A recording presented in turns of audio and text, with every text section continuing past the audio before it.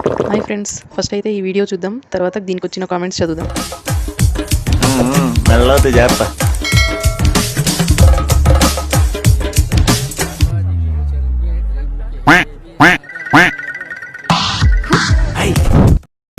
Start చేద్దాం.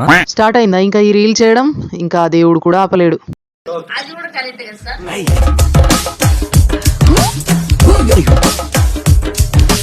ఇవానా వద్దన్నానా?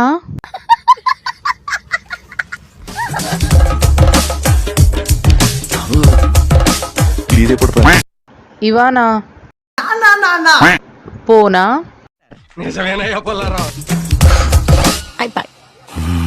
గుడి కాబట్టి తల ఉంచుకుని వెళ్తున్నా.